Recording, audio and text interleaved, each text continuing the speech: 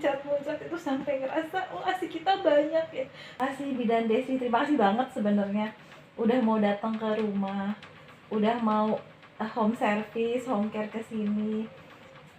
Sekalian curhat dari awal-awal ke newborn di 2 minggu awal itu kita cuma bertiga sama Dede, gak ada yang bantuin, nggak tahu apa-apa tentang newborn sampai dia masuk rumah sakit terus kuning, ternyata ASInya bukan nggak keluar tapi sedikit banget, dan ternyata latch on-nya nggak bagus, terus edukasi tentang konsultasi laktasi itu juga nggak bagus, terus ketemu sama teman nyaranin disuruh WA ke rumah sehat Bunda Ros.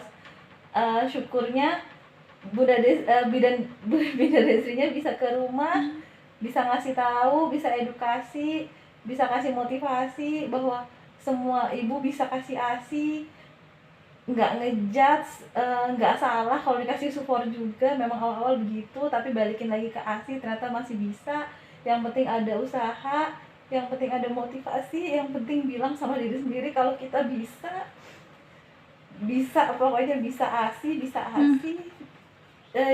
Pokoknya yang paling utama latch on, motivasi, mau dengerin apa kata Bidan Desi itu motivasinya banget, aku ngerasain banget, terus dibikin relax, terus apalagi yang pijat yang arugaan itu juga itu momen yang paling bahagia karena waktu kita dibukain lubangnya itu, lubang dari ASInya itu muncrat itu sampai ngerasa oh ASI kita banyak ya, oh kita bisa ya ngasih ASI, pokoknya yakin kalau ASI kita tuh banyak, yang penting latch on-nya dapet, ASI banyak, dedeknya sehat.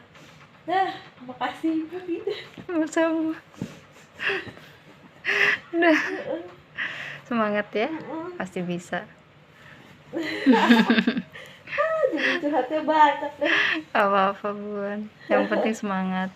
Untuk motivasi bunda-bunda di luar Bun, Amin. apa yang mau disampaikan? Amin. Yang arugan tadi sih sebenarnya itu yang kita ngelihat kalau ternyata ASI kita banyak, pasti cukup buat anak.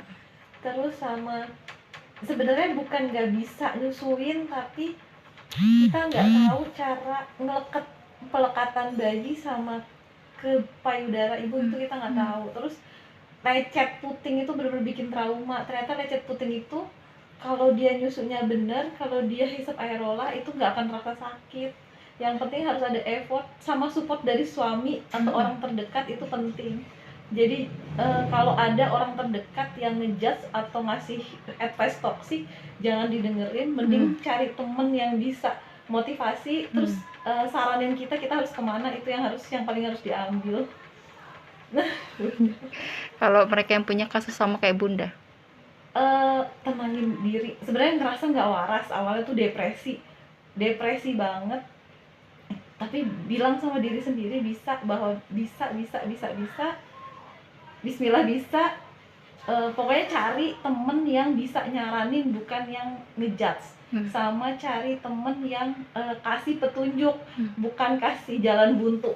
Itu kuncinya.